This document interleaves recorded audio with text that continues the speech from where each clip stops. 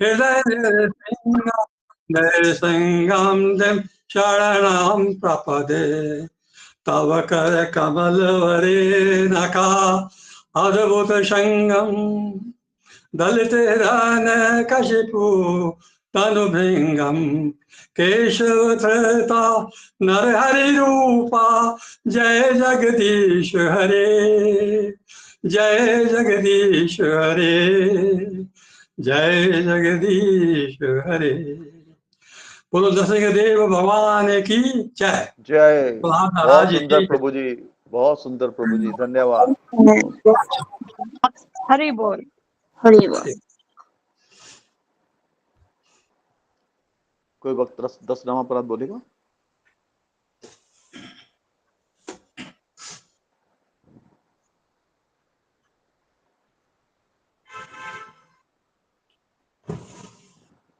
हरे कृष्ण प्रभु जी, दंडवत प्रणाम। मैं ही बोलता हूँ। पहला है, भगवान नाम के प्रचार में संपूर्ण जीवन समर्पित करने वाले महाभागवतों की निंदा करना। दूसरा, शिव ब्रह्मा आदि देवों के नाम को भगवान नाम के समान अथवा उनसे स्वतंत्र समझना। तीसरा है, गुरु की अवज्ञा करना अथवा उन्हें साधारण मनुष्य समझना। चौथा, वैदिक शास्त्रों अथवा प्रमाणों का खंडन करना। पांचवा है, हरे कृष्ण महामंत्र के जप की महिमा को काल्पनिक समझना। छठा, पवित्र भगवान नाम में अर्थवाद का आरोप करना।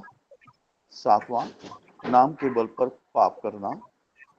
आठवां, हरे कृष्ण महामंत्र के जप को वेदों में वर्णित एक शुभ काम कर्म कांड के समान समझना। नौवां, अश्रद्धालु व्यक्ति को हरि नाम की महिमा का उपदेश करना। दशम है, भगवान नाम के जप में पूर्ण विश्वास न होना और इसकी इतनी अगाध महिमा श्रवण करने पर भी भौतिक आसक्ति बनाए रखना। भगवान नाम का जप करते समय पूर्ण रूप से सावधान न रहना भी अपराध है। प्रत्येक वैष्णव भक्त को चाहिए कि इन 10 प्रकार के अपराधों से सदा बचकर रहे ताकि श्री कृष्ण के चरण कमलों में प्रेम शीघ्र अतिशीघ्र प्राप्त हो, जो मनुष्य जीवन का परम लक्ष्य है। धन्यवाद। हरे कृष्णा।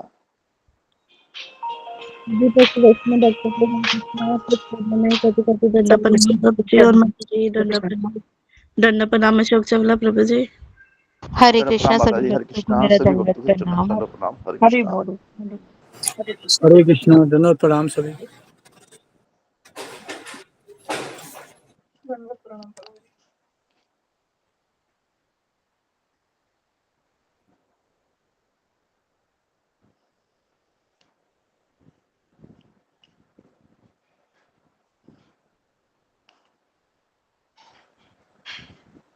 हरे कृष्णा सभी भक्तों को दंडवत प्रणाम। दंड प्रणाम माता जी, हरे कृष्णा। हरे कृष्णा। दंड प्रणाम। हरे दंड प्रणाम प्रभु जी। हरे कृष्णा सभी विष्णु भक्तों को दंडवत प्रणाम। हरे कृष्णा प्रभु जी, दंडवत प्रणाम। सभी कृष्णा भक्तों को दंडवत प्रणाम। दंड प्रणाम माता जी। दंड हरे प्रणाम। कृष्णा सभी भक्तों को मेरा दंडवत प्रणाम। दंड प्रणाम माता जी, हरे कृष्णा। हरे कृष्णा सभी भक्तों को दंडवत प्रणाम। दंड प्रणाम माता जी, हरे कृष्णा। हरे कृष्णा। कल मैसेज डाला था कि सब भक्तों को रिपोर्टिंग ग्रुप में रिपोर्ट करना अनिवार्य है। आपने कितनी माला की, कब उठे, कौन कौन सा सत्र ज्वाइन किया, आपसे विशेष अनुरोध है ये जरूर करें, क्योंकि अगर 3 दिन आपका रिपोर्ट नहीं आई, उसमें सबमिट नहीं हुई, तो गुरुजी स्वयं बात करेंगे आपसे या आपको रिमूव भी कर तो सकते जी रिपोर्ट किससे करना है? हरे कृष्ण प्रभु जी। रिपोर्टिंग ग्रुप में। अच्छा, रिपोर्टिंग ग्रुप प्रभु जी मेरे में तो दिख नहीं रहा है। सब में आता है रिपोर्टिंग ग्रुप को। अच्छा, जो अजय गोपाल दास जी के वो है ऐप है, उसमें नीचे रिपोर्टिंग ग्रुप भी आता है। 3-4 ग्रुप आते हैं, रिपोर्टिंग ग्रुप उसमें से अच्छा एक है। ऐप में है क्या प्रभु जी?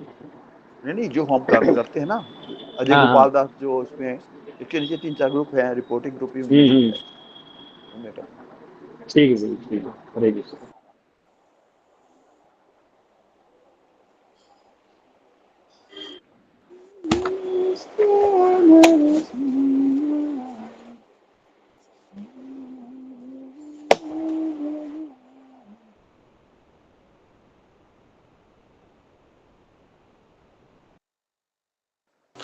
हरे कृष्णा हरे कृष्णा हरे कृष्णा गुरु जी, दंडवत प्रणाम गुरु जी। हरे हरे हरे हरे कृष्ण कृष्णा गुरु जी, दंडवत प्रणाम गुरु जी। हरे कृष्ण गुरु जी, दंडवत प्रणाम, हरे भक्तों को दंडवत प्रणाम। हरे कृष्ण गुरु जी प्रणाम आपके चरणों में कोटि कोटि दंडवत। प्रणाम है भक्तों के चरणों में दंड प्रणाम। हरे कृष्णा गुरु जी। हरे कृष्णा गुरु जी, ओम दंडवत प्रणाम, सभी ज्ञानतिमिरन्धस्य भक्तों के चरणों में ज्ञानाञ्जन दंडवत प्रणाम। शलाकया चक्षुरुन्मीलितं येन तस्मै श्रीगुरवे नमः। श्री कृष्ण चैतन्य प्रभु नित्यानंद श्री अद्वैत गदाधर श्रीवासादि गौर भक्त वृंद। हरे कृष्ण कृष्ण कृष्ण हरे हरे, हरे राम राम राम हरे हरे। जी हरे कृष्ण। तो सबका स्वागत है सत्र में।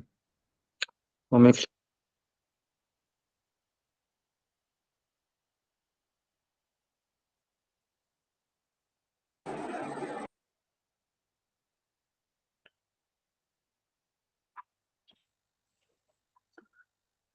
जी श्लोक क्रमांक 18, 5वें अध्याय का 18वां श्लोक सब लोग निकाल लीजिए, मैं उसको पढ़ता हूँ, आप लोग उसको।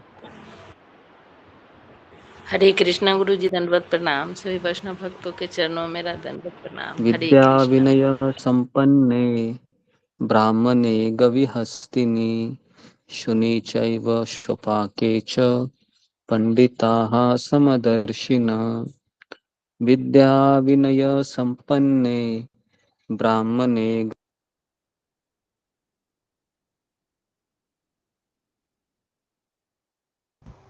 गुरुजी आवाज नहीं आ रही। फिंगर को रेज कीजिए।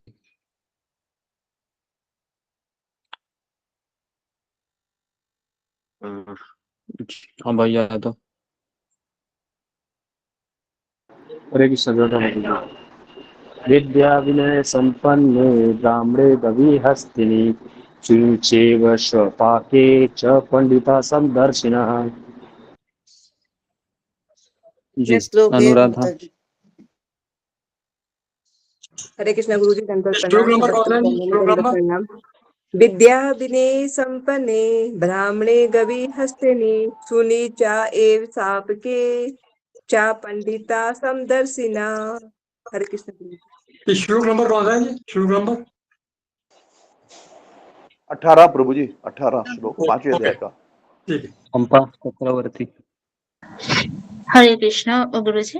विद्या विनय संपन्ने ब्राह्मणे गविहस्तिनि शुनि चैव स्वपाके च पंडिता समदर्शिनी। हरे कृष्ण। काळे रेखा काळे। हरे कृष्ण गुरु जी, दंडवत प्रणाम, सभी वैष्णव भक्तों के चरणों में दंडवत प्रणाम। विद्या विनय संपन्ने ब्राह्मणे गवि हस्तिनि शुनि चैव स्वपाके च पंडिताः समदर्शिनः। धन्यवाद गुरु जी। रंजना माता जी। हरे कृष्णा प्रभु जी, आपके चरणों में दंडवत प्रणाम। सभी विद्या विनय संपन्ने ब्राह्मणे गवि हस्तिनि शुनि च एव स्वपाके च पंडिता समदर्शिनः। हरे कृष्णा। Okay next Namita Shah. हरे कृष्णा गुरु जी, आपके चरणों में कोटि कोटि प्रणाम गुरु जी। शैव भक्त के चरणों में प्रणाम। विद्या विनय संपन्ने ब्राह्मणे गवि हस्तिनि शुनि चैव स्वपाके च पंडित समदर्शिन। हरे कृष्ण गुरु जी, प्रणाम। ओके तो इसका अनुवाद पढ़ता हूँ मैं, फिर हम 5वें अध्याय का सारांश देखेंगे। एक एक दिन में एक एक अध्याय हम पूरा करेंगे शॉर्ट में, है ना। और अगर आपका कुछ छूट जाता है तो आप रिकॉर्डिंग सुनिए, ठीक है जी। रिकॉर्डिंग हो रहा है ना जी। विनम्र साधु पुरुष अपने वास्तविक ज्ञान के कारण एक विनीत ब्राह्मण गाय हाथी कुत्ता चंडाल को समान दृष्टि से देखते हैं। लोग इससे लोग विद्वान होते हैं। हरे कृष्ण। ओके तो 5वां अध्याय सब लोग पेन पेपर लेके खड़े है ना, इसको लिख लीजिए। सारांश बता रहा हूं मैं 5वें अध्याय का जी। 5वें अध्याय का नाम है कर्मयोग कृष्ण भावना भावित कर्म, ठीक है। तो चौथे अध्याय में भगवान कृष्ण ने ज्ञान से शांति प्राप्त करने के लिए कहा। ठीक है, चौथे अध्याय में भगवान कृष्ण ने ज्ञान से शांति प्राप्त करने के लिए कहा और ज्ञान से कर्म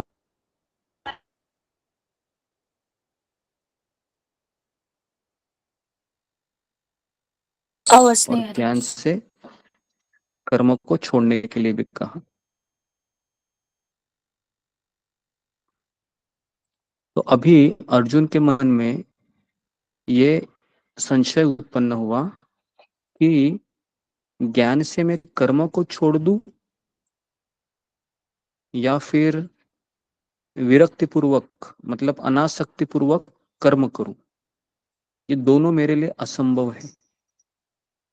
तो अर्जुन को अभी क्या मन में लग रहा है कि ज्ञान से आप कर्म को छोड़ने के लिए कह रहे हैं और विरक्ति पूर्वक कर्म करने के लिए भी कह रहे हैं।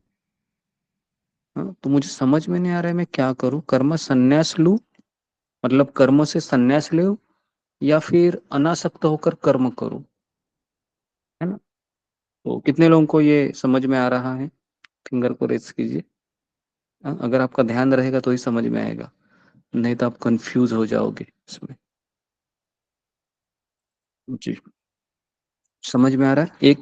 एक जगह पर भगवान कह रहे ज्ञान से सब कुछ छोड़ दो, संन्यास ले लो, और दूसरी जगह भगवान कहते कि घर में ही रहो, है ना, लेकिन अनासक्त होके कर्म करो। आई बात समझ में। तो दोनों चीजें भगवान कह रहे हैं। आशा करता हूँ कि आपको समझ में आया। अगर नहीं आया है तो फिर आपका ध्यान नहीं है इसका मतलब, क्योंकि मैं बहुत आसान भाषा में कह रहा हूँ। ठीक है, एक होता है सब कुछ छोड़ दो, संन्यास ले लो। ठीक है, और दूसरा कहते हैं कि घर में ही रहो लेकिन सन्यासी बनो। ठीक है, आई बात समझ में नहीं आई। एक होता है घर छोड़ के सन्यासी बनो और दूसरा होता है घर में रह के सन्यासी बनो। जी, कितने लोगों को समझ में आया कि घर छोड़कर सन्यासी बनने का अर्थ क्या है हरे और कृष्ण मुझे घर आपके में चरणों सन्यासी बनने का अर्थ क्या है। आपके चरणों में धन्यवाद। तो थोड़ा सा मुझे बताइए। अगर आपको ये दो चीजें समझ में आएगी तो आपको पूरा भगवत गीता समझ में आ गया। तो भगवान कह रहे हैं अभी कि घर छोड़कर सन्यास ले लो, दूसरा कहते हैं कि घर में रहकर सन्यास ले लो। तो अर्जुन कह रहे हैं कि दोनों मेरे लिए असंभव है, दोनों में से एक मैं कर सकता हूँ। बताइए कि क्या इसका तात्पर्य है। जी हाँ, मोहित कुमार, क्या समझ में आया बताओ। हरे कृष्ण प्रभु जी, दंडवत प्रणाम। सभी भक्तों को दंडवत प्रणाम। प्रभु जी, कर्म घर छोड़ दो मतलब जैसे आमतौर पे लोग संन्यास लेते हैं और घर छोड़ के भगवान की भक्ति करते हैं। जिससे घर में रहकर सन्यासी बनो कहने का अर्थ है घर के सदस्यों को ही भगवान की जिम्मेदारी मानते हुए उन्हें संभाल, भगवान के द्वारा दिए हुए जिम्मेदारी मानते हुए संभालो और उनसे बिना किसी अपेक्षा के कर्म करो और ताकि भगवान प्रसन्न हो। ये समझ में आया प्रभु, क्षमा चाहूंगा। ओके,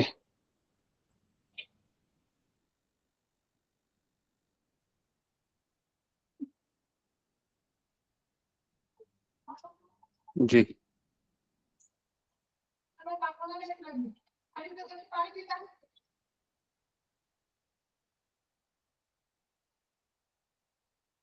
भेज दिया।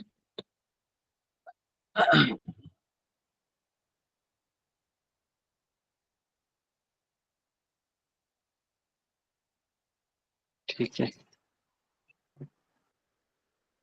जी, और कौन कहेगा।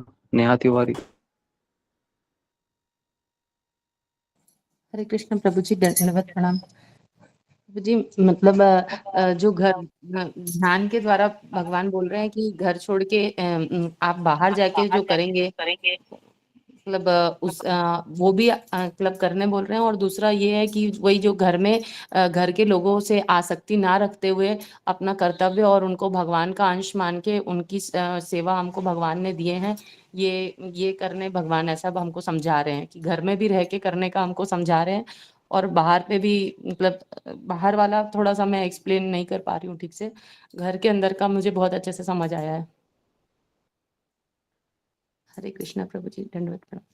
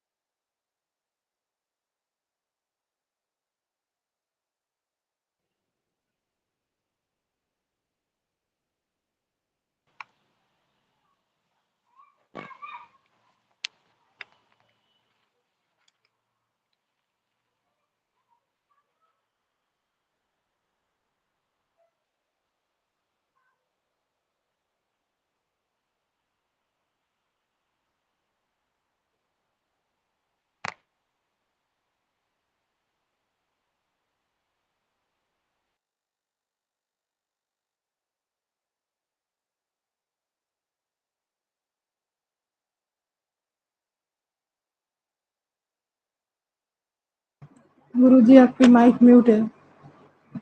दंडवत प्रणाम। गुरु जी अभी ज्वाइन करते हैं।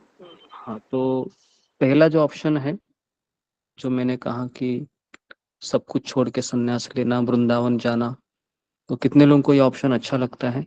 फिंगर को रेज कीजिए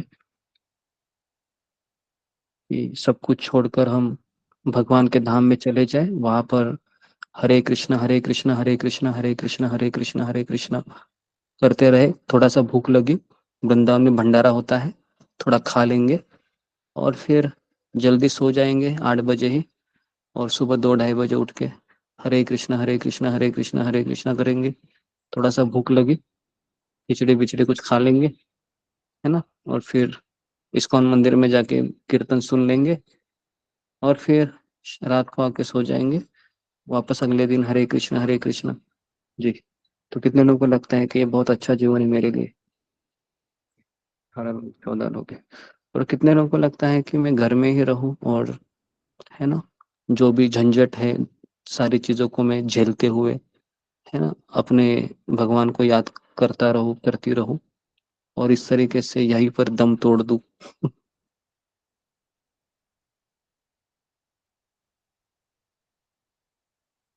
जी, बहुत कम लोगों ने वोटिंग दिया है, बाकी के लोग लगता है सोच रहे हैं, है ना, क्या करे क्या करे क्या करे करे। ठीक है, सोचते रहिए आप। ठीक है, तो सबको समझ में आ रहा है? पहला पहला श्लोक कि अर्जुन कहता है कि संन्यास लो या कर्मयोग करो। ठीक है, तो ठीक, तो सब लोग लिखिए। दूसरा श्लोक में भगवान कहते हैं कि कर्मयोग ये संन्यास से श्रेष्ठ है। लिखिए, कर्मयोग संन्यास से श्रेष्ठ है।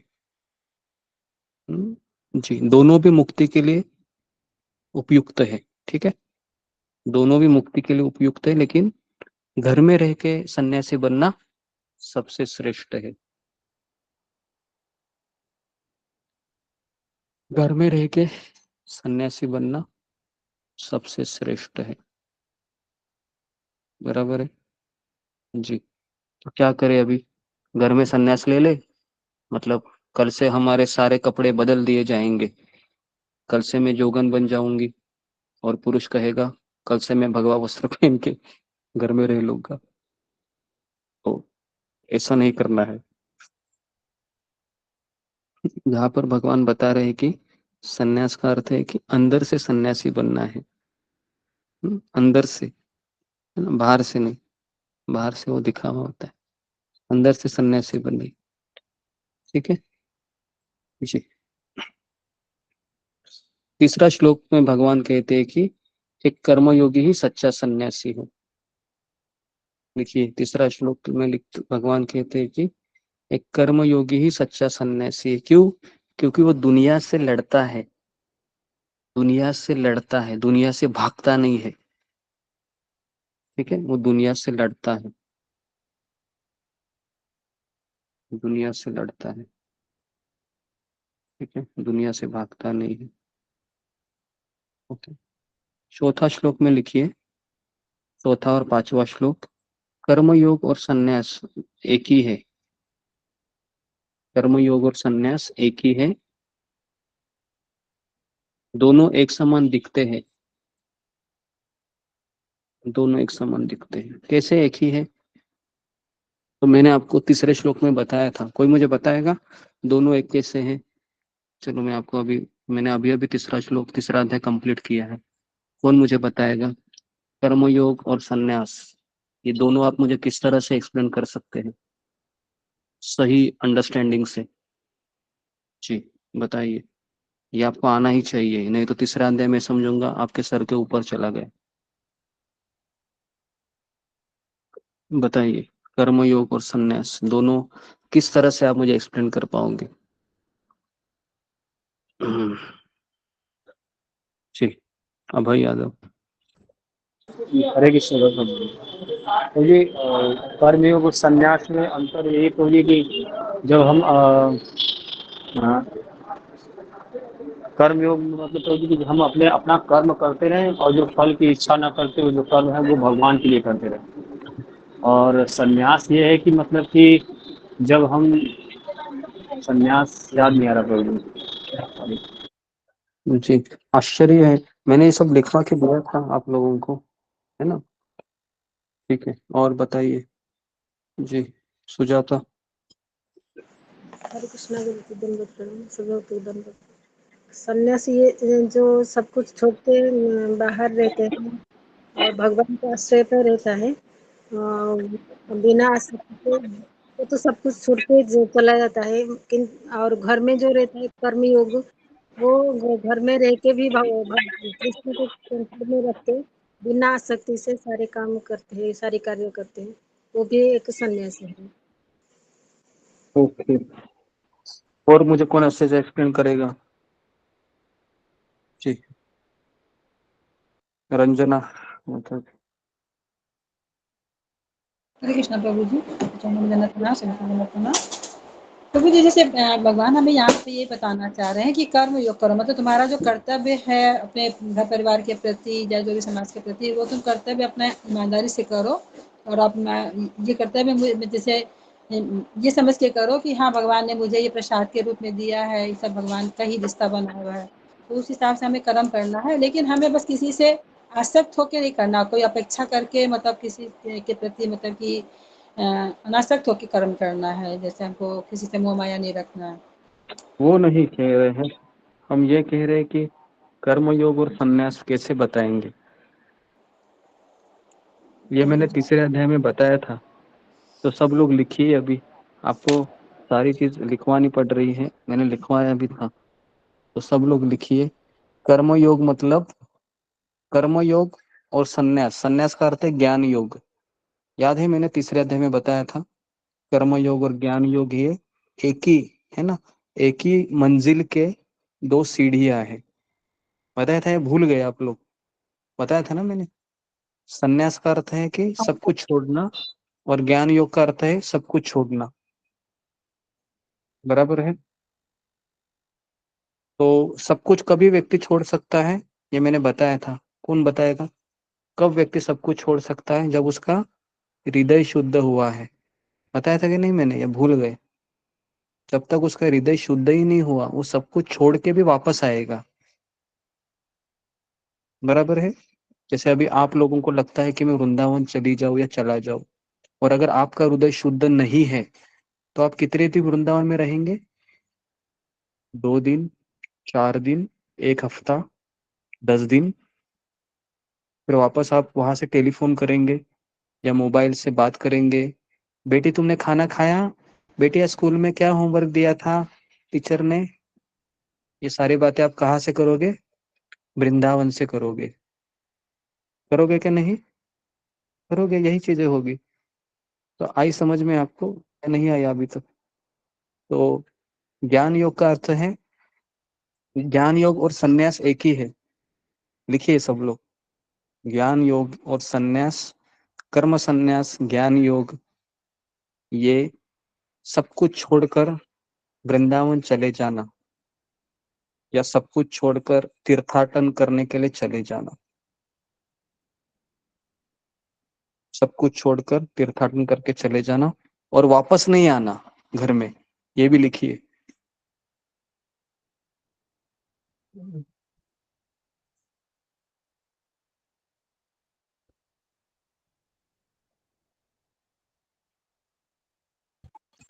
वापस नहीं आना, ठीक है। तीसरा चीज लिखिए, इसका हृदय शुद्ध हुआ होता है। इसका हृदय शुद्ध शुद्ध होने का अर्थ है इसके इसकी अपने पत्नी, बच्चे, परिवार से कोई आसक्ति नहीं है।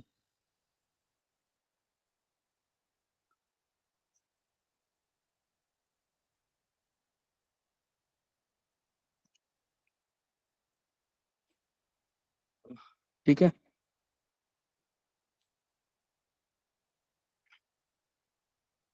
जी, तो इसको कहते हैं कर्म संन्यास या ज्ञान योग, ठीक है।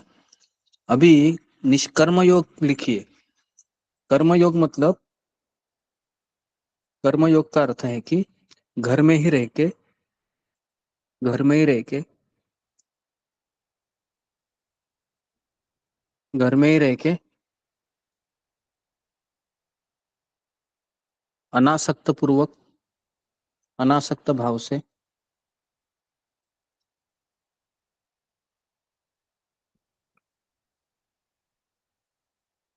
अनासक्त भाव से कर्म करना, ठीक है। अनासक्त भाव से कर्म करना। अभी अभी मेरा आपको खुला सवाल है, क्या हम ये दोनों में से एक भी कर रहे हैं? अभी मैं सबको खुला सवाल पूछ रहा हूँ, क्या हम ये दोनों में से एक भी कर रहे हैं? तो इसका उत्तर है नहीं। बराबर है। बराबर है। जैसे अभी माँ है, ठीक है, अभी बच्चा अगर स्कूल से नहीं आया तो वो व्याकुल हो जाएगी, ढूंढना भी चाहिए, बच्चा नहीं आता है तो। बराबर है, ठीक है। हाँ जी, कितने लोगों को ये समझ में आया? अभी फिंगर को रेज कीजिए। जो मैंने कहा, कर्म संन्यास और कर्मयोग क्लियर है सबको, या अभी भी कंफ्यूजन है? क्योंकि ये मुझे बार बार आपको बताना पड़ रहा है। जी, ठीक है। अभी मैं आपको 4 सवाल पूछ रहा हूँ, ठीक है, ताकि आपको क्लियर हो जाएगा। Case study. चलो, पहला उदाहरण दे रहा हूँ कि मेरे मन में इच्छा हो रही है कि मेरी पत्नी मुझसे रोज झगड़ा करती है, रोज झगड़ा करती है, मुझे माला भी नहीं करने देती है। जैसे ही मैं 4 बजे उठता हूँ, ये मेरे पीछे लगती है। तो मैं अभी वृंदावन जाने का कोशिश कर रहा हूँ। जी, तो ये कौन सा योग आएगा दोनों में से? फिंगर को रेज कीजिए। जी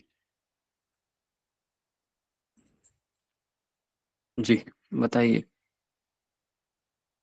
जी, रेखा, पायल। हरे कृष्ण गुरु जी, दंडवत प्रणाम। सभी भक्तों को दंडवत प्रणाम। गुरु जी, ये कर्म संन्यास होगा, क्योंकि सब कुछ छोड़कर तीर्थाटन या कहीं और चले जाना, क्योंकि हमारे मन में आया कि हम वृंदावन चले जाए, है ना। तो ये कर्म संन्यास या ज्ञान योग होगा गुरु जी। हरे कृष्ण। ओके। दूसरा है, यही उदाहरण मैं देना चाहूंगा। दूसरा है कि मैं सुबह 4 बजे उठता हूँ, मेरी पत्नी वापस मुझे पीछे लगती है, बहुत बहुत परेशान करके छोड़ा है, लेकिन मैं घर में ही रहकर ठाकुर जी की सेवा करूंगी। और ये जो झंझट है, ये जो मुझे परेशानी हो रही है, इसको मैं एक शुद्धिकरण का हिस्सा लेके जीऊंगा। जी, तो ये अभी बताइए, ये कौन सा योग है?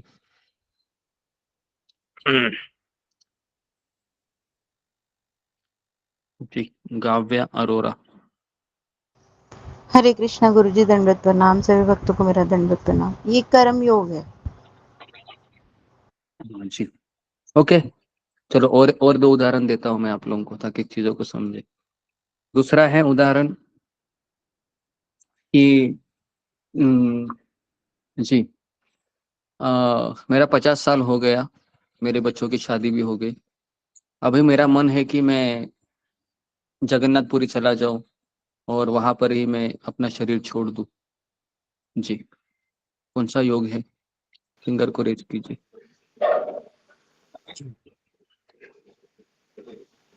जी, मोतीलाल चौरासिया। हरे कृष्ण प्रभु जी, दंडवत प्रणाम। यह संन्यास योग है गुरु जी। संन्यास योग, कर्म संन्यास। जी, ठीक है। और चौथा उदाहरण दे रहा हूँ, ये उदाहरण मैं दे रहा हूँ ताकि आपको समझ में आए। ठीक है, चौथा उदाहरण आप समझ जाइए कि मुझे भक्ति में मेरा बहुत मन लग रहा है ना, लेकिन मैं चाहता हूँ कि घर में रहकर सारे लोगों को मैं भक्ति का एक हिस्सा बनाऊं, है ना, और फिर घर में रहकर मैं भजन करूं, भक्ति करूं। ठीक है, तो ये कौन सा योग हुआ? तो ये हो गया कर्म योग। ठीक है, हाँ, तो आप लोग समझ रहे हैं।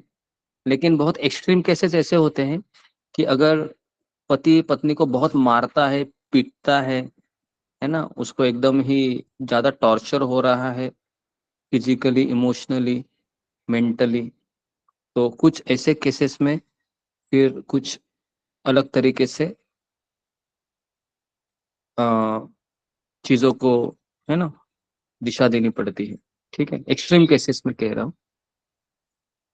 ओके, तो ठीक है, चौथा और पांचवा श्लोक हो गया। छठा श्लोक लिखिए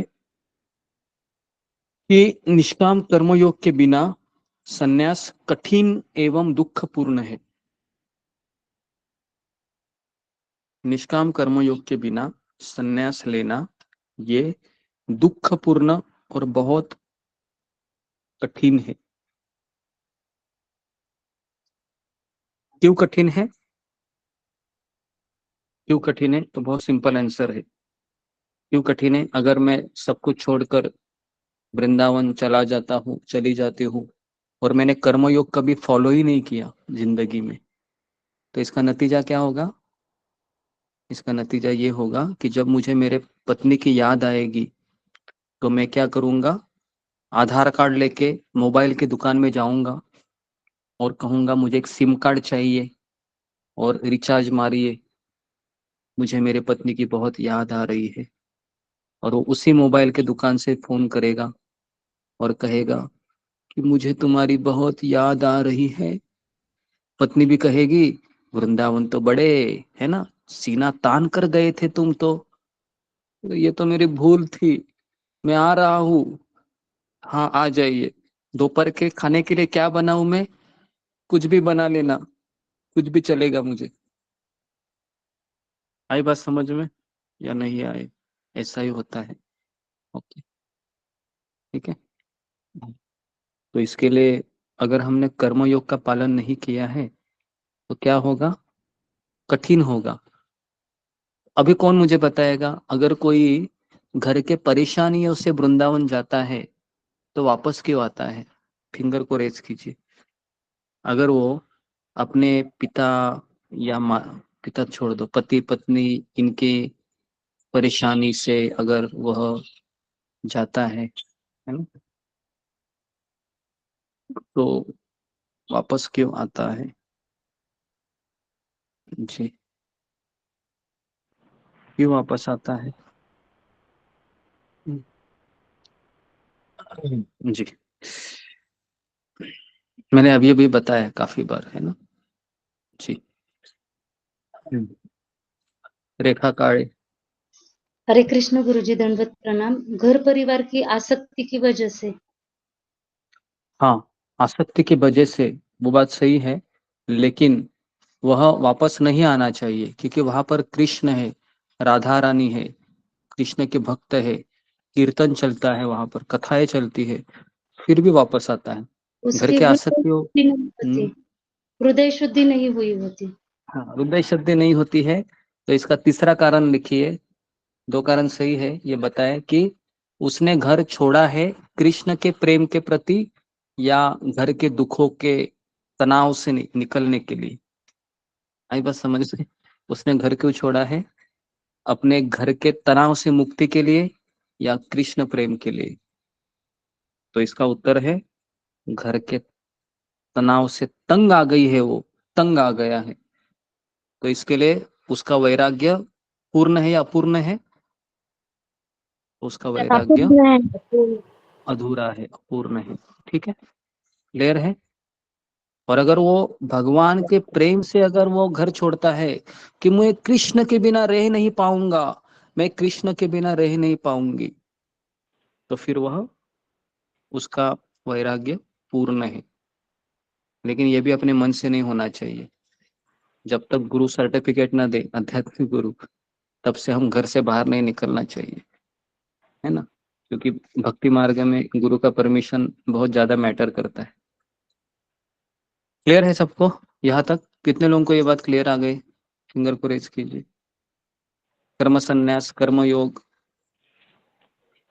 ठीक है। ओके, श्लोक क्रमांक 7 लिखिए। कर्मयोगी बंधन से लिप्त नहीं होता, कर्मयोगी बंधन में नहीं फंसता है, क्योंकि वह क्योंकि वह क्योंकि वह आ, क्योंकि वह अनासक्त भाव से कर्म करता है, क्योंकि वह अनासक्त भाव से कर्म करता है। क्लियर है आपको? फंसता नहीं। हम क्यों फंसते हैं? हमारा और आपका क्या प्रॉब्लम है? हम क्यों फंसते हैं? क्योंकि हम आसक्त भाव से कर्म करते हैं। ठीक है ना? बराबर है? हाँ, बराबर है ना? आपने पता है जब छोटा बच्चा होता है ना, आपको पता है बच्चा 1 साल का है, 2 साल का है, तो माता पिता ये भूल ही जाते हैं कि कि ये बेटा है, एक दिन बड़ा होके मुझे परेशान भी करने वाला है। बराबर है? इतना उसमें उनका मोह होता है, इतना उसके, है ना, क्या बोलते हैं उसको, गाल पे चुंबन लेते हैं, इतना चुंबन लेते हैं कि उसको लगता है कि ये मेरा, है ना, जिगर का टुकड़ा है करके। बराबर है? इतनी उनमें आसक्ति होती है छोटे बच्चे में, बाप रे बाप रे बाप रे, है ना? और जैसे वो बड़ा हो जाता है और उसके पर निकल आते हैं, तो माता पिता परेशान होकर कहते हैं ऐसा बच्चा क्यों दिया। सुनता नहीं अभी। ठीक है जी। तो इसके लिए अनासक्त पूर्वक कर्म करना चाहिए, है ना? मैं एक घर में गया था, उसके माता पिता अपने बच्चे से इतने आसक्त थे, दोनों भी हस्बैंड वाइफ जॉब करते हैं, अच्छा बिजनेस है, सब कुछ है, लेकिन अपना बच्चा इतना बड़ा हो गया है और जलील कार्य कर रहा है, फिर भी उसको उनमें आसक्ति है ना? और हालांकि बच्चा उनसे बात करने को तैयार नहीं है। मैंने कहा कि कितना बड़ा अंधापन है ये, है ना? जो भी है, क्योंकि ये बोलना आसान है ना, लेकिन कठिन है बहुत, खास करके बच्चे के प्रति आसक्ति। पता है धृतराष्ट्र को जो पहला बच्चा हुआ, क्या नाम था उसका? उसका नाम था दुर्योधन, है ना? दुर्योधन। दुर्योधन होता है ना, तो जोर से चिल्लाता है, वो अजीब तरीके से आवाज निकलता है, कर्कश स्वर होता है ना? एकदम अजीब सा आवाज निकालता है वो, रोने का। तो विदुर जी कहते हैं, धृतराष्ट्र, ये तुम्हारा जो बेटा है ना, ये बहुत दुर्भाग्यशाली है, और इतना दुर्भाग्यशाली है कि ये कुरु साम्राज्य का विनाश का कारण बनेगा, इसको त्याग कर दो इसका, ऐसा बोलते हैं विदुर, है ना? विदुर को पता होता है ये क्या हो, लेकिन धृतराष्ट्र बोलता है, विदुर, ये मेरा बेटा है, मेरा कलेजे का टुकड़ा है, मेरा जिगर का टुकड़ा है, इसको मैं बिल्कुल त्याग नहीं कर सकता, चाहे कुछ भी हो। समझ में आ रहे? तो धृतराष्ट्र और हम दोनों में कुछ फर्क है क्या? धृतराष्ट्र और हमारे में कुछ फर्क नहीं है, आप थोड़ा सा अंदाजा लगाइए, है ना? बराबर है? ठीक है। श्लोक क्रमांक 8 और 9 जी, सब लोग लिखिए श्लोक क्रमांक 8 और 9 कि कर्मयोगी कार्य करते हुए भी निष्क्रिय है। कर्मयोगी कार्य करते हुए भी निष्क्रिय है, मतलब काम कर रहा है वो लेकिन निष्क्रिय है। क्यों? क्यों निष्क्रिय है? क्योंकि कोई अपेक्षा ही नहीं है, कोई अपेक्षा नहीं है संसार से, कोई अपेक्षा नहीं है, बराबर है, कोई अपेक्षा नहीं है, बराबर है। जहाँ अपेक्षा होती है ना, बहुत दुख होता है। जैसे अभी कोलकाता में वो जो है ना, जो रेप हुआ उस ट्रेनी डॉक्टर के ऊपर, तो माता पिता है इतने, उनकी इकलौती बेटी थी वो, और वह माता पिता का सहारा बनने वाली थी वो, है ना। तो माता पिता का काफी उसके ऊपर क्या बोलते आसक्ति थी, है ना। वो उस सदमे को बर्दाश्त ही नहीं कर पा रहे थे कुछ समय के लिए। तो अभी वो जस्टिस मांगने सोच रहे हैं, जस्टिस मिलना भी चाहिए, गलत हुआ है उसके साथ। लेकिन मैं यहाँ पर गीता के अनुसार इसको देख रहा हूँ कि इसके लिए माता पिता अगर कृष्ण भावना भावित होते थे, है ना, तो ऑफ कोर्स वो भगवान की इच्छा मानकर उसको स्वीकार भी करते थे, या फिर अपनी तरफ से वह न्याय मांगने के लिए थोड़ा बहुत कोशिश तो कर ही लेते थे। लेकिन ये सोचते हुए कि उन्होंने अपने बेटी को पढ़ाया था कि ये बेटी बड़ी डॉक्टर बने और फिर हमारा सहारा बने, है ना। तो उसको रिश्ते भी बहुत चल के आए थे, लेकिन है ना 30 साल उम्र थी उसकी, है ना, शादी तो उसको पहले ही हो जाना चाहिए था, है ना। तो अभी सबसे बड़ा प्रॉब्लम लेडीज का ये है कि 30 क्रॉस होने के पश्चात भी शादी नहीं होती है। तो इसके लिए फिर है ना ये सब चीजें अभी हो रही है संसार में, है ना। 30 साल की उम्र में भी पढ़ाई करते हैं। तो प्रभुपाद का शादी तो राधा रानी थी, वह 14-15 साल की थी, है ना। तो इसके लिए लाइफ सेटल हो जाती है ना। 20-22 साल में ही शादी हो जानी चाहिए लेडीज की, और जेंट्स की 25-26 में हो जानी चाहिए, है ना, जनरली। लेकिन ऐसा नहीं हो पाता है।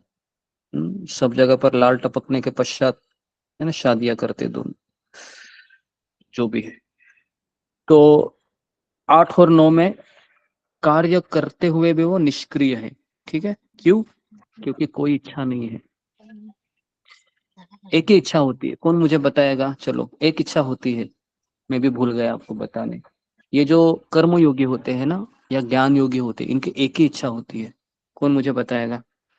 फिंगर को रेज कीजिए। इनकी एक इच्छा होती है, जो अभी तक मैंने इसका खुलासा नहीं किया है, लेकिन एक इच्छा जरूर होती है।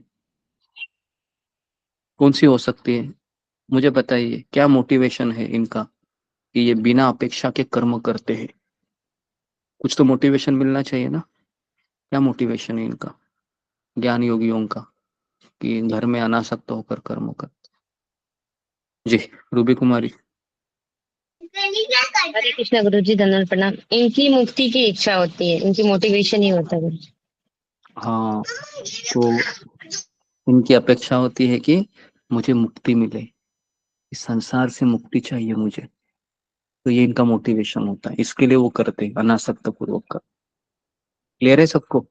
नहीं तो अनासक्त कर्म करने के लिए कुछ तो मोटिवेशन चाहिए ना भाई, कि मैं सबके लिए खाना भी बना के दे दूं, इनके कपड़े भी धो दूं, इनके बर्तन भी धो लूं, है ना, इनकी गाली भी सुनूं मैं, बराबर है ना। तो क्या मोटिवेशन मिलेगा मुझे? क्या मोटिवेशन है? मोटिवेशन क्या है? मुझे मुक्ति मिलेगी अगर मैं करूंगा ना अनासक्ति पूर्वक, मुझे मुक्ति मिलेगी। क्लियर है सबको? तो ज्ञान योगी कर्म योगी का मोटिवेशन है मुक्ति। ओके जी। श्लोक क्रमांक 10 लिखिए कि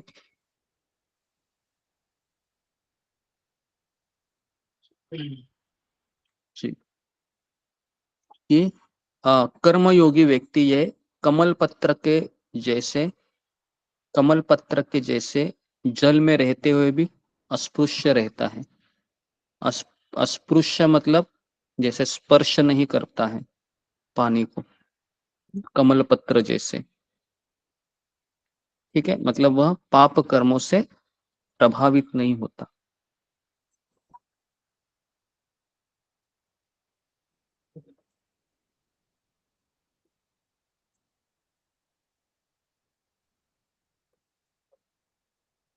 ठीक, पाप कर्म से प्रभावित नहीं होता है। ठीक है जी, बराबर है। तो हमारा दिमाग क्यों खराब होता है, कौन मुझे बताएगा? कि हम 16 माला भी करते हैं, कथा भी सुनते हैं, लेकिन छोटी छोटी चीजों पे दिमाग खराब क्यों होता है हमारा?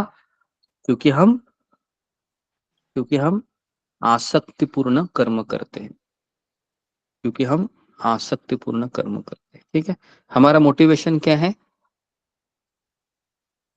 हमारा काम करने का मोटिवेशन क्या है, कौन मुझे बताएगा? संसार में हम सब लोग रह रहे हैं ना, पति पत्नी बच्चे सास ससुर, हमारा मोटिवेशन क्या है? हम क्यों काम करते हैं? जी, हम क्यों काम करते हैं? ताकि दो चार जरा मीठी बातें मुझे सुनने को मिले किससे, बराबर है ना? क्या लगता है आपको? दो चार जरा मीठी बातें कोई मुझे सुना दो, ताकि मेरा भी दिल बहल जाए, और फिर है ना, ऐसा ही होता है ना? या इसके अलावा और कुछ होता है संसार में कि जी, इसके अलावा कुछ होता है तो बताइए। अशोक चावला प्रभु बताइए। जी गुरु जी, यही अपेक्षा होती है। एक तो कर्म फल की अपेक्षा होती है, जो कर्म करें उसका फल मिले, तो कोई प्रशंसा करे हमारे काम की। जन्माष्टमी महाप्रसाद, ओके, यही अपेक्षा होती है ना कि जब मैं थका भरा है ना, शाम को मैं घर आऊं, है ना, पति सोचता है तो मेरी पत्नी है दरवाजे पर, है ना, फूलों की माला या फिर क्या बोलते हैं, दिया लेके खड़ी हो, और पानी का ग्लास मुझे मेरे पास आकर मुस्कुरा कर कही, कैसा रहा आप आज का दिन आपका, है ना? ऐसी अपेक्षा होती है ना? थोड़ा सा डार्क है ना, नीला, बराबर है। और पत्नी भी क्या सोचती है? मेरा पति अभी आएगा और पहला बोलेगा, है ना, कि मैंने तुम्हारे लिए ये चीज लाई, साड़ी लाई, ये लाया वो लाया, बराबर है। बस यही मोटिवेशन होता है संसार का, और कुछ मोटिवेशन नहीं होता है अगर आप देखोगे। ठीक है, इसके लिए वो बेचारी सुबह से रात तक काम करती रहती है, और वो भी है ना दोपहर, है ना, पूरा दिन भर बाहर रह के काम करता रहता है, ताकि बस इतना ही मुझे मिलता है, बराबर है। और अगर बच्चा छोटा है, 5 साल के भीतर है, तो पप्पा पप्पा क्या लाया, चॉकलेट लाया आपने, कैडबरी लाई, जरा दे दो मुझे। तो जब बेटा आएगा है ना हंसते हंसते, तो उसको लगता है कि मैं स्वर्गलोक में चला गया अभी, बराबर है। उसको लगता है मैं स्वर्गलोक चला गया अभी, मेरी पत्नी भी खुश है, बेटा भी खुश है, सब खुश है। तो ये उसका मोटिवेशन होता है। ठीक है, हमारा और आपका यही मोटिवेशन है, क्योंकि हम कर्मयोगी भी नहीं है। ज्ञान योगी तो भूल ही जाओ। ठीक है, we are not qualified for karmayogi. कर्मयोगी के लिए ट्रेनिंग चाहिए गुरु के आश्रम में। अगर आप कर सकते हैं घर में रहकर, बेस्ट है। आपको कभी डिप्रेशन की गोली नहीं खानी पड़ेगी, आपको कहीं मनोरंजन जाने की कोई आवश्यकता नहीं, आपको शॉपिंग के लिए भी जाने की आवश्यकता नहीं है, अगर आप घर में ये प्रैक्टिस कर सकते हैं तो, अनासक्त होकर। अनासक्ति, लेकिन प्रॉब्लम ये है कि हम उसके लिए, हमें ट्रेनिंग नहीं दी गई, उसके लिए संस्कार चाहिए होते अच्छे, है ना, बचपन में ट्रेनिंग होता है। अभी बुढ़ापे में और जवानी में क्या हम इसको झेल पाएंगे? तो इसके लिए हमारे लिए भक्ति योग बहुत आसान है। ठीक है, भक्ति योग में हम 7वें अध्याय में प्रवेश करेंगे। ओके, तो जी, तो 11वां श्लोक लिखिए कि कर्मयोगी आसक्त रहित होकर अपने शुद्धिकरण के लिए कर्म करता है।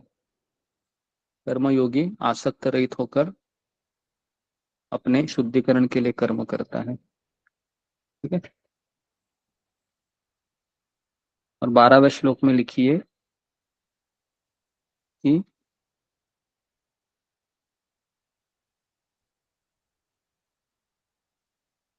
कि सभी प्रकार के कर्म फलों को त्याग कर वह शांति प्राप्त करता है। सभी प्रकार के कर्मों के फलों को त्याग कर वो शांति प्राप्त, क्योंकि उसको पता है कि मेरी अशांति का कारण क्या है। मेरा अशांति का कारण है कर्म के फल की इच्छा करना। उदाहरण के लिए मैं बता रहा हूँ अभी, जैसे कि अभी अगर पति है, बाहर से आ गया, ठीक है, शाम को, तो उसकी अपेक्षा है कि मुझे एक गिलास पानी तो मिले, लेकिन पत्नी बोलती है मैं भी घर में काम करती रहती हूँ, है ना, जाओ और अपना गिलास ले लो और पियो करके। तो अभी क्या होता है, अभी उसका दिमाग अशांत होगा। अशांत होगा कि नहीं? होगा कि नहीं? मेरा तो हो जाएगा, है ना। अगर मैं 10 घंटा काम करके मैं आता हूँ घर में इनके लिए, और अगर मैं कहूँ कि मुझे जरा पानी का गिलास तो दे दो, लेकिन वो बोलते खुद जाके पी लो, तो बहुत बुरा लगता है उस समय, है ना। तो क्या हो गया फिर, हम कर्मयोगी के लिए क्वालिफाइड है क्या? नहीं, हम कर्मयोगी के लिए क्वालिफाइड नहीं है। क्यों? क्योंकि हमारी अपेक्षा है कि मुझे एटलीस्ट गिलास का पानी का गिलास तो दो करके। समझ में आ रहा है आपको? ये चीजें समझ में आनी चाहिए उदाहरण के साथ, नहीं तो हम ये कर्मयोग ज्ञान योग समझेंगे ही नहीं। Actually we are not qualified actually कर्मयोग और ज्ञान योग के लिए। बस मैं केवल आपको बता रहा हूँ, लेकिन अगर कोई प्रैक्टिस करता है तो उसका जीवन है बेस्ट बन जाएगा। लेकिन मैं वापस कह रहा हूँ, ये प्रैक्टिस करने के लिए भी वह एक कल्चर चाहिए। ठीक है, श्लोक क्रमांक 13, 14, 13 में लिखिए, आत्मा का कार्य है इच्छा करना। आत्मा का कार्य है इच्छा करना, और वो 9 द्वार वाले शरीर में सुखपूर्वक रहता है। आत्मा का कार्य है इच्छा करना, और वह 9 द्वार वाले शरीर में सुखपूर्वक रहता है। ये 9 द्वार कौन से हैं हमारे? जी, 9 द्वार वाला शरीर है। मैंने खतरों जीता है, झलक में भी मैं बिल्कुल एंड तक गई थी, तो माइक मेरी को बंद स्पिरिट कीजिए। अगर ज्वाइन है तो मुझे जीतने का बस। जी, बताइए 9 द्वार कौन से हैं हमारे शरीर के? जी, सुमन भारद्वाज।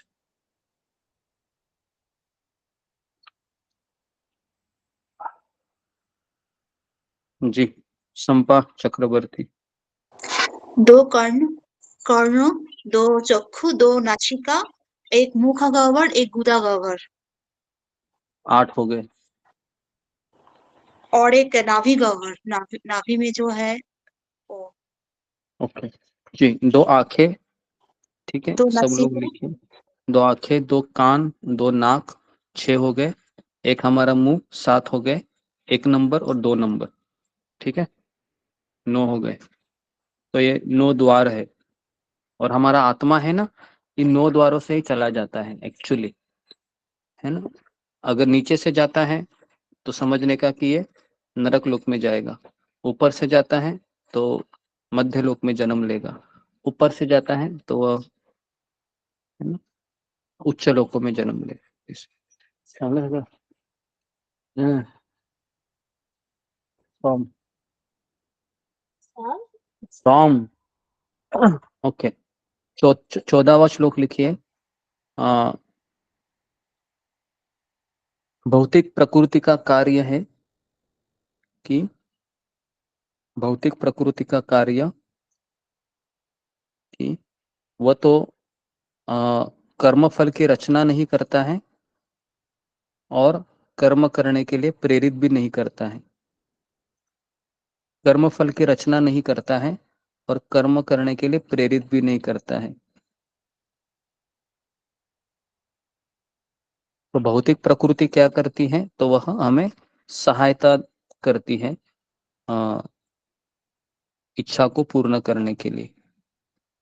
इच्छा को पूर्ण करने के लिए भौतिक प्रकृति सहायता करती है, सपोर्ट करती है। और भगवान का कार्य कौन सा है? तो भगवान का कार्य है कि वह किसी पाप को ग्रहण नहीं करते हैं, ना किसी को पुण्यों को, है ना, वो पाप और पुण्यों को ग्रहण नहीं करते। तो भगवान केवल साक्षी है। हाँ, साक्षी मतलब विटनेस, ठीक है। विटनेस मतलब जैसे अगर किसी ने अभी, है ना, जैसे अभी रेप किया वहां पर कोलकाता, है ना, जो केस में उस ट्रेनी डॉक्टर के ऊपर, तो कोई कहता है कि भगवान ने क्यों नहीं बचाया वहां पर, ऐसा गंदा घिनौना कार्य वहां पर वो दरिंदे करते रहे। तो इसका उत्तर यहाँ पर यही है कि भगवान न तो किसी के पाप को ग्रहण करते हैं, न किसी पुण्यों को। भगवान केवल साक्षी है ना। जो जिसने कर्म किया उसको भी सजा मिलेगी। अगर उसको यहाँ फांसी नहीं मिलेगी तो यमराज के दरबार में उसको फांसी की सजा दी जाएगी। ठीक है, तो भगवान केवल साक्षीदार है, भगवान तुरंत एक्शन नहीं लेते हैं, है ना। अभी वो ट्रेनी डॉक्टर है, पीडी डॉक्टर है, उसके साथ जो भी हुआ है ना, उसने तो शरीर छोड़ दिया, तो भले उसको यहाँ जस्टिस नहीं मिला तो वहां पर ऊपर के दरबार में उसको जस्टिस मिलेगा। और हमको ये भी पता नहीं है एक्चुअली कि उसके कर्म क्या थे, है ना, क्योंकि कर्म की गति बहुत गहन है ना। मैंने कल ही आपको पढ़ाया, कर्म की गति को समझना कठिन है, क्योंकि पता नहीं उस ट्रेनी डॉक्टर ने भी पिछले जन्म में शायद ऐसा ही कांड करने में मदद की होगी, ये भी तो हो सकता है। हमें पता नहीं पिछला जन्म किसका क्या है, तो हम केवल एक ही जन्म के ऊपर निष्कर्ष छोड़ देते हैं कि इसके साथ गलत हुआ, लेकिन पहले जन्म में उस लड़की ने भी क्या किया होगा उस संजय रॉय के साथ और उस प्रिंसिपल के साथ, भगवान जाने। हमको तो पता नहीं है पिछला जन्म किसका क्या है ना। और हमने गीता में क्या सुना है, every action is equal and opposite to reaction. हर एक कर्म है वह कर्म फल को जन्म लेता है, बराबर है। तो इसके लिए ये कह पाना बहुत कठिन होता है कि कर्म है किस तरीके से एक्ट करते हैं। ठीक है, तो 4 बजने को आए हैं, तो मैं यहाँ पर रुकता हूँ। तो आज मैंने आधा ही श्लोक, सॉरी आधा ही अध्याय कवर कर पाया मैं, क्योंकि मुझे बहुत एग्जाम्पल देने पड़े आप लोगों को। तो इसके लिए मैं अगर जल्दी जल्दी में भी खत्म करूँ इसको तो भी आपको कुछ समझ में नहीं आएगा, ऊपर जाएगा, है ना। तो इसके लिए थोड़ा सा मैं यहाँ पर रुकता हूँ। कितने लोगों ने लिखा है, फिंगर को रेस कीजिए जी। कितने लोगों ने लिखा है?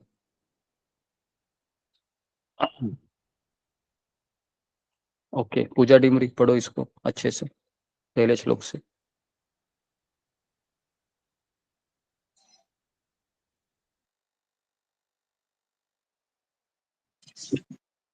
हरे कृष्णा गुरु जी, दंडवत प्रणाम। सभी भक्तों को दंडवत प्रणाम। श्लोक संख्या 1 में अर्जुन भ्रमित होता है कि मैं सब कुछ छोड़ दूं या घर पर रहकर ही सन्यासी बनूं। श्लोक 2 में कर्मयोग सन्यास से श्रेष्ठ है, दोनों मुक्ति के लिए उपयुक्त हैं, लेकिन घर में रहकर सन्यासी बनना सबसे श्रेष्ठ है। तो यहाँ पर समझने वाली बात यह है कि हमें अंदर से सन्यासी बनना है। श्लोक संख्या 3, एक कर्मयोगी सच्चा सन्यासी है, वो दुनिया से लड़ता है, भागता नहीं। श्लोक संख्या 4 और 5, कर्मयोग और सन्यास एक ही है, दोनों एक समान दिखते हैं। कर्मयोग, सन्यास और ज्ञान योग एक ही है। कर्मयोग कर्म करना है लेकिन फल का त्याग करके, सन्यास अथवा ज्ञान योग सब कुछ छोड़कर तीर्थाटन करने के लिए चले जाना और वापस नहीं आना, लेकिन यह वही कर सकता है जिसका हृदय शुद्ध है। लेकिन एक साधारण व्यक्ति कर्मयोग या ज्ञान योग में से कुछ भी नहीं कर पाता। यहाँ पर आपने कुछ प्रश्न पूछे थे, जैसे कि पहला, घर में पत्नी परेशान करती है इसलिए तीर्थ पर जाना, ये कर्म संन्यास योग कहलाता है। घर में ही भजन करूंगा और घर की परिस्थितियों को शुद्धिकरण के रूप में लूंगा, ये कर्मयोग है। 50 वर्ष का होने पर जगन्नाथपुरी जाकर मृत्यु को प्राप्त करूंगा, ये कर्म संन्यास योग है। श्लोक संख्या 6, निष्काम कर्मयोग के बिना संन्यास लेना दुखपूर्ण और कठिन है, उसकी आसक्ति उसे वापस घर लेकर आएगी। घर की तकलीफों के कारण यदि कोई वृंदावन जाता है तो वहां भी संघर्ष करने होते हैं, इस कारण वो परेशान हो जाता है। घर को घर के तनाव से मुक्ति प्राप्त करने के लिए यदि कोई त्याग करता है तो वो निश्चित रूप से वापस आता है, क्योंकि उसके हृदय में भगवत प्रेम नहीं है। श्लोक संख्या 7, कर्मयोगी बंधन में नहीं फंसता क्योंकि वह अनासक्त भाव से कर्म करता है। श्लोक संख्या 8 और 9, कर्मयोगी कार्य करते हुए भी निष्क्रिय है क्योंकि कोई अपेक्षा नहीं करता। कर्मयोगी और ज्ञान योगी का एक ही ध्येय होता है, मुक्ति, और यही उसका मोटिवेशन भी है। श्लोक संख्या 10, कर्मयोगी कमल पत्र की तरह जल में रहते हुए अस्पर्श रहता है वह पाप कर्मों से प्रभावित नहीं होता। हम माला भी करते हैं, लेकिन तब भी छोटी छोटी बातों में हम परेशान हो जाते हैं। इसका कारण है संसार से आसक्ति। श्लोक संख्या 11। कर्मयोगी आसक्ति रहित होकर अपने शुद्धिकरण के लिए कर्म करता है। श्लोक संख्या 12। सभी प्रकार के कर्म फलों को त्याग कर वो शांति प्राप्त करता है, क्योंकि उसको पता है कि मेरी अशांति का कारण है आसक्ति। श्लोक संख्या 13। आत्मा का कार्य है इच्छा करना, और वो 9 द्वार वाले शरीर में रहता है।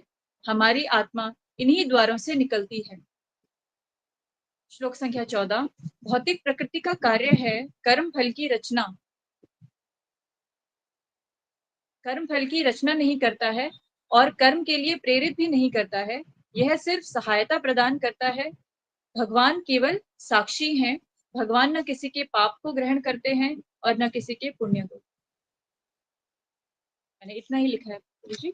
हरे कृष्णा, दंडवत प्रणाम। ओके, इसके अलावा किसी ने कोई ऐड करना चाहेगा? फिंगर को रेज कीजिए। पूजा डिमरी के अलावा जहाँ तक इन्होंने लिखा है, इसके अलावा किसी ने एक्स्ट्रा लिखा है? मैंने बहुत सारे एग्जांपल दिए आज आपको समझने के लिए, है ना? शायद आपने उसको नोट किया होगा। जी, रेखा काळे। हरे कृष्ण गुरुजी, दंडवत प्रणाम। चौथे अध्याय में ज्ञान से शांति प्राप्त करने को कहा है, ज्ञान से कर्म को छोड़ने को भी कहा है। लेकिन अब अर्जुन के मन में संशय आया है। एक ज्ञान से कर्म करने को कह रहे हैं और अनासक्त होके कर्म करो। कर्म से संन्यास लो या अनासक्त होके कर्म करो। यहाँ पे आपने एग्जाम्पल दिया कि सब कुछ घर छोड़ के संन्यास लो, दूसरा घर में रह के सन्यासी रहो। दोनों भी मेरे लिए असंभव है। यहाँ पे घर छोड़ के वृंदावन जाके हरे कृष्ण महामंत्र करना, थोड़ा प्रसाद खाया, फिर से वापस हरे कृष्ण महामंत्र करना, फिर से मंदिर में जाना, ये करना भी अगर हृदय शुद्धि नहीं तो संभव नहीं है। घर में ही कठिनाइयां झेलते ही भक्ति करना। कर्मयोग संन्यास से श्रेष्ठ है, दोनों भी मुक्ति के लिए उपयुक्त है। घर में रह के सन्यासी बनना सर्वश्रेष्ठ है। अंदर से सन्यासी बनना चाहिए, जैसे कि भगवा कपड़ा बनने से बाहर से नहीं बनना है। तीसरा श्लोक, एक कर्मयोगी ही सच्चा सन्यासी है, वो दुनिया से लड़ता है, भागता नहीं।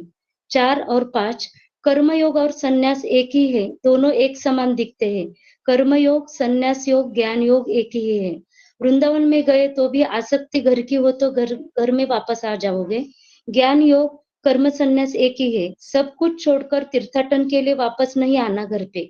जिसका हृदय शुद्ध हुआ है, अपनी पत्नी, बच्चे, परिवार से कोई आसक्ति नहीं है, वो संन्यास योग। कर्म योग, घर में ही रह के अनासक्त भाव से कर्म करना। हम दोनों में से भी एक भी कर रहे हैं क्या? नहीं। यहाँ पे गुरुजी ने क्वेश्चन किया कि मेरी पत्नी रोज मुझसे झगड़ा करती है, मुझे माला भी नहीं करने देती, मैं वृंदावन जाने का सोच रहा हूँ, एक कर्म संन्यास का उदाहरण है। दूसरा, 4 बजे उठता हूँ, परेशान करके छोड़ा है, इसे झेलते ही मैं घर में ही रहकर भक्ति करूँ, ये कर्मयोग का उदाहरण है। मेरा 50 साल पूरा हुआ, बच्चों की शादी हुई, मैं जगन्नाथपुरी जाके वही मृत्यु को प्राप्त करूं, ये कर्म संन्यास योग है। चौथा, मेरा भक्ति में मेरा मन लग रहा है, घर में रहकर मैं सारे लोगों को भक्ति का हिस्सा बनाऊं, ये कर्म योग है। पत्नी को इमोशनली टॉर्चर करता है, मारता पीटता है, ऐसे एक्सट्रीम केसेस में आध्यात्मिक गुरु को दिशा देना पड़ता है। श्लोक क्रमांक 6 और 7, निष्काम कर्म के बिना संन्यास लेना ये दुखपूर्ण और कठिन है। कर्मयोग कभी फॉलो नहीं किया जा सकता, तो संन्यास लेने के बाद पत्नी की याद आएगी, जैसे कि आधार कार्ड लेके, सिम लेके आप फोन लेंगे और पत्नी को फोन करेंगे, उसको कहेंगे कि याद आ रही है, तो वो भी बोलेगी कि आप तो वृंदावन सीना तान के गए थे, अब आ जाओ, दोपहर के खाने में मैं क्या बनाऊं, ऐसी आसक्ति वापस बुलाती है।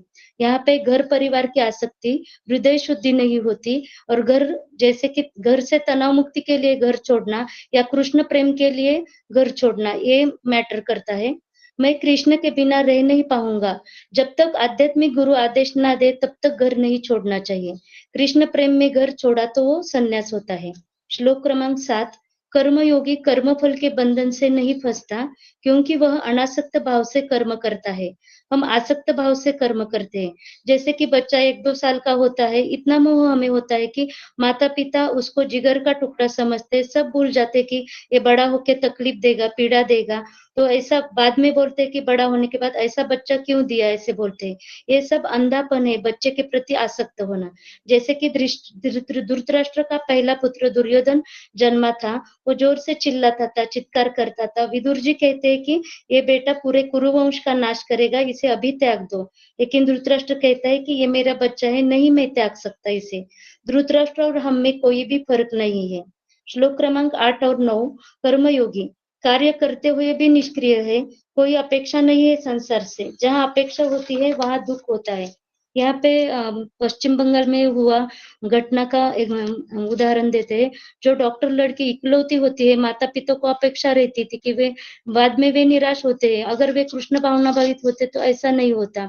यहाँ पे उसको तो रिश्ते भी आते थे, उनको उसका कृष्ण भावना भावित होते तो शादी भी हो जाती उसकी। यहाँ पे 30 साल की उम्र में भी वो पढ़ाई करती थी। शादी के लिए एक अच्छी उम्र बताइए, 20-22 साल में लड़की की शादी होनी चाहिए और 25-26 साल में लड़के की। जैसे कि यहाँ पे प्रभुपाद जी की शादी हुई तब राधा रानी की उम्र 15-16 साल ही थी। ज्ञान कर्मयोगी संन्यास से मुक्ति चाहिए होती है। इसके लिए मोटिवेशन होता है अनासक्ति से काम करने का। श्लोक क्रमांक 10 कर्मयोगी कमलपत्र जैसे जल में रहते हुए भी पानी से अस्पृश्य रहता है, मतलब वह पाप कर्म से प्रभावित नहीं होता। यहाँ पे हम 16 माला, भागवत क्लास, भगवत गीता क्लास करते हुए भी छोटी छोटी चीजों में दिमाग खराब होता है, क्योंकि हमारी आसक्ति होती है। हमें मोटिवेशन थोड़ा सा रहता है, 2-4 मीठी बातें मुझे कोई सुनाए। यहाँ पे गुरुजी एग्जाम्पल देते हैं कि जैसे कि पति शाम को थका घर आए तो पत्नी ग्लास भर पानी लाके कहे कैसा रहा आज का दिन, और पत्नी को भी लगता है कि पति आया और कहे मैंने तुम्हारे लिए साड़ी लाई है। यही अपना मोटिवेशन है दिन का। बेटे को चॉकलेट देके खुश हुआ, यही आदमी का मोटिवेशन होता रहता है। घर में रहकर अनासक्त कर्मयोग करे तो आप डिप्रेशन में नहीं जा सकते। एंटरटेनमेंट की जरूरत नहीं, शॉपिंग की भी जरूरत नहीं। इसके लिए हमें अभ्यास और संस्कार की जरूरत है। श्लोक क्रमांक 11 कर्मयोगी आसक्त होकर अपने शुद्धिकरण के लिए कर्म करता है। श्लोक क्रमांक 12 सभी कर्म फलों को त्यागना चाहिए, क्योंकि उसको पता रहता है कि मेरे अशांति का कारण ही कर्म के फल की आसक्ति है। जैसे कि बाहर से पति आए, पानी ना दे पत्नी तो उसे बुरा लगता है, ये कर्म योगी के लिए पात्र नहीं है। श्लोक क्रमांक 13 आत्मा का कार्य है इच्छा करना, और वो 9 द्वार वाले शरीर में सुखपूर्वक रहता है। हमारा आत्मा 9 द्वारों से चला जाता है, 2 आंख, 2 कान, 2 नासा, मुख, गुद और उपस्थ, ये अपने 9 द्वार है। यहाँ से आत्मा चली जाती है तो नीचे से जाती है तो नरक में जन्म लेता है, मध्य से जाती है तो मध्यम लोक में जन्म लेता है, ऊपर से जाती है तो उच्च लोक में जन्म लेता है। श्लोक क्रमांक 14 भौतिक प्रकृति का कार्य वह कर्मफल की रचना नहीं करता, कर्म करने के लिए प्रेरित नहीं करता। भौतिक प्रकृति इच्छा पूर्ति के लिए सहायक होती है। भगवान पाप और पुण्य ग्रहण नहीं करते, वह साक्षी भाव से कार्य करते हैं। जैसे कि बंगाल में हुए ट्रेनी डॉक्टर के साथ हम बोल सकते कि इतना दरिंदा कार्य शुरू था तो भगवान कहाँ पे थे, लेकिन भगवान तुरंत एक्शन नहीं लेते। ट्रेनी डॉक्टर को यहाँ जस्टिस नहीं मिला तो ऊपर तो मिलेगा ही। पिछले जन्म के कर्म भी हमें उसके मालूम नहीं है। हर कर्म का इक्वली कर्मफल जन्म देता है। हरे कृष्ण गुरुजी, दंडवत प्रणाम। बहुत सुंदर माता जी, बहुत सुंदर, बहुत अच्छा कहा। प्रणाम माता जी। हरे कृष्ण गुरु जी। ओके, एक मिनट। हरे कृष्ण गुरु जी। बहुत सुंदर। तो सब लोग हैं, तो इस तरह से अगर आप इसको जैसे नोट्स बनाएंगे तो आप उसको पढ़ते रहोगे तो आपको पूरी भगवत गीता समझ में आएगी। हालांकि रिकॉर्डिंग फॉर्म में तो ये अवेलेबल होता है, लेकिन अगर आप अपने हाथों से पूरा सिस्टमेटिकली लिखोगे, एक नोटबुक बनाओगे, तो ये पूरा 18 अध्याय है ना, हमेशा आपके समझ में रहेगा। और इसको आप बारंबार पढ़ते रहोगे तो और भी अच्छा रहेगा, है ना। तो ये जो नोट्स है ना, लिख तो रहे हैं ये, तो हम चाहते हैं कि आप भी इसको जितनी आपकी सीमा है, जितना आपका कैपेसिटी है, उतना आप भी लिखने का प्रयास कीजिए। ठीक है, तो किसी का कुछ प्रश्न है? तो आधा ही मैंने अध्याय कवर किया, आधा अध्याय में कल कवर किया। हरे कृष्ण गुरु जी। हरे कृष्ण गुरु जी, प्रणाम। हरे कृष्ण गुरु जी, प्रणाम। हाँ बोलिए। हाँ जी गुरु जी, आपने बोला ना कि वो ट्रेन में जो हादसा हुआ, तो उन्होंने सबने ऑब्जेक्शन करा कि भगवान कहाँ गए थे, भगवान ने बचाया नहीं। तो फिर एक ये भी तो भगवान कहते हैं कि भाई वो साक्षी हैं, तो अगर उसका भुगतान यहाँ नहीं हुआ तो वो जो उसने करा है तो उसका ऊपर होएगा। तो जो उसके पेरेंट्स हैं, तो जो उनके नजदीकी हैं, तो उनको धीरे भी इसने बुरा करा है, तो उसको धीरज कैसे आएगा कि ऊपर भी इसका ऊपर होगा हिसाब किताब। जी, तो इसके ऊपर मैंने एक लेक्चर भी दिया है, आप शायद नहीं थे। जिस 4-5 दिन पहले मैंने एक कोलकाता का ये जो इंसिडेंस हुआ उसके ऊपर लेक्चर दिया, 1 घंटे का है, उसको भी आप थोड़ा सा सुनिए। और ये जो आपने सवाल पूछा है कि उनके माता पिता के बारे में, तो मैं आपको वापस कह रहा हूँ, इस संसार में वही व्यक्ति सुखी है जो कृष्ण भावनामय जिंदगी को जी रहा है। क्योंकि रही बात उनके माता पिता की, रही बात उस ट्रेनी डॉक्टर की, या रही बात मेरी और आपकी, तो हम हर एक व्यक्ति है इस संसार के दुखों से परेशान है और ये होते रहेंगे। और ये जितने भी क्लेश है, कष्ट है ना, इसको हम भले जस्टिस मांग रहे कोर्ट में, पुलिस थाने भी जाते हैं, लेकिन हमें ये समझना चाहिए कि ये कष्ट है, ये दुर्गा देवी हमें प्रदान कर रही है, आदि भौतिक, आध्यात्मिक, आदि दैविक। और इसलिए वो कष्ट हमें दे रही है ताकि हम भगवान के पास जाकर शरणागत हो। लेकिन ये शरणागत तभी व्यक्ति हो सकता है, चाहे उसके माता पिता भी तभी हो सकती है, जब उनकी सुकृतियाँ पूरी तरीके से संपन्न हो जाएगी, या फिर उनके जिंदगी में कोई भक्त आकर उनको समझाएगा कि जीवन है ये इसी तरह से, है ना, अलग अलग मोड़ के तरह हमको जाना पड़ता है। हाँ, लेकिन जिस तरीके से उस व्यक्ति के साथ हुआ, डॉक्टर के साथ, वो तो बहुत ही, है ना, घिनौना कार्य था। तो उसके लिए तो भगवान उनको हिसाब देंगे ही, है ना। तो इसके लिए उनके माता पिता तभी सुखी हो जाएंगे जब उनको कृष्ण मिलेंगे, और कृष्ण तभी मिलेंगे जब वह है ना, उनकी सुकृति इकट्ठा होगी, जब उनसे कई भक्तिमय कार्य होंगे। नहीं तो इतना आसान नहीं है किसी को भक्ति मिलना, है ना। अभी हम सब लोग यहाँ पर भक्ति इसलिए कर रहे हैं ताकि हमने पिछले जन्म में कुछ अच्छे कार्य किए भी होंगे, या फिर इस जन्म में हम भगवान की भक्ति के लायक अपने आप को तैयार किए। तो इसके लिए हम भक्ति में अभी आकर इस कथा को सुन रहे हैं, गीता में इंटरेस्ट ले रहे हैं, है ना। तो इस तरीके से हम इसको समझ सकते हैं। Okay, next Sulekha. हरे कृष्ण गुरुजी, धन्यवाद प्रणाम। गुरुजी, मुझे समस्या है कि मैं लिख नहीं पाती हूँ। मैं ऑफिस में रहती हूँ, कभी जल्दी आ जाती हूँ, और सुबह 9 बजे भी मुझे जाना रहता है, तो मैं उसमें व्यस्त रात रहती को हूँ। रिकॉर्डिंग सुनकर लिखिए। वैसे तो रात को काफी समय होता है हमको, है ना। जी गुरुजी, जी अशोक गुरुजी। चावला प्रभु। जी गुरु जी जैसे कहा कि पाप कर्म पिछले पाप कर्म लगते हैं, पर ये भी कहते हैं कि भगवान का एक बार श्रद्धा से नाम लेने से करोड़ों करोड़ों पाप नष्ट होते हैं। दूसरा, हर एकादशी में हम जो कथा सुनते हैं, तो हर एकादशी में कहते हैं कि उसके करोड़ों पाप नष्ट हो जाते हैं। और जैसे तुलसी प्रदक्षिणा मंत्र में भी होता है, वे तुलसी प्रदक्षिणा करो तो पग पग पर जीवन पर्यंत ब्रह्म हत्या तक पाप नष्ट होते हैं। तो मुझे पाप नष्ट हो गए, फिर कर्म फल कैसा होगा? वापस कह रहा हूँ ना, मैंने कहा था कि एकादशी करना हो, गंगा में स्नान करना हो, या फिर अपराध युक्त हरिनाम ही क्यों ना ले हो, ये हमारे पाप को तो हम भस्म कर देते हैं। लेकिन पाप करने की प्रवृत्ति है, ये शुद्ध नाम है ना, शुद्ध नाम अगर हम लेते हैं तो ही ये भस्म हो सकता है। तो इसके लिए अभी हम पाप तो हमारे भस्म हो गए। इसे कल एकादशी थी, आपने एकादशी अच्छे से फॉलो की, 64 मालाएं की, आपके सारे पाप नील हो गए, ठीक है। अभी मुझे बताइए कि क्या मेरे पाप करने की प्रवृत्ति खत्म हो गई मेरे अंदर से? तो इसका उत्तर है नहीं। तो इसका मतलब क्या है कि एकादशी के दिन तक मेरे सारे पाप अभी चले गए हैं, लेकिन आज भी मेरे से कुछ पाप हुए होंगे, कल भी होंगे, परसों भी होंगे। तो समझने का हमको दृष्टिकोण ये है कि पाप करने की प्रवृत्ति तब तक मूल, जैसे झाड़ का मूल होता है ना, रूट बोलते हैं। अगर जैसे मैंने अभी आपको पता है, जब गर्मी का सीजन आता है ना, तो लकड़ियां काटी जाती है, लेकिन जो किसान लोग होते हैं ना, पूरा लकड़ा, पूरा झाड़ को नहीं काटते हैं। अगर आपने नोटिस किया होगा तो वो केवल पत्तों को काटते हैं या टहलियों को काटते हैं, बराबर। और जैसे बारिश होती है तुरंत वह झाड़ को पौधे लग जाते हैं ना, पत्ते वगैरह सब ग्रीनरी आ जाती है उसी झाड़ को। क्यों? क्योंकि मूल है वो वैसे के वैसे ही है। तो जैसे एकादशी करना मतलब वो पत्ते वगैरह हट जाना, लेकिन मूल अभी भी वैसे के वैसे ही है। तो इसके लिए वो मूल कब खत्म होगा? कब खत्म होगा?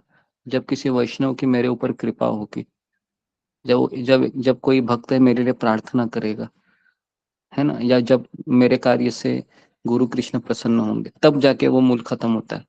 मूल अपनी इच्छा से खत्म होना बहुत कठिन ही है। तो इसके लिए भक्ति मार्ग ये सेवा का मार्ग है। जब तक हम अपनी सेवा से किसी को प्रसन्न नहीं करते हैं तब तक वो मूल खत्म नहीं होता है। ठीक है, ओके। तो यहाँ पर मैं रुकता धन्यवाद, हूँ, धन्यवाद गुरु जी। काफी समय हो गए। आप सबका बहुत बहुत धन्यवाद। श्रील प्रभुपाद की जय, भगवद गीता की जय। हरे कृष्ण।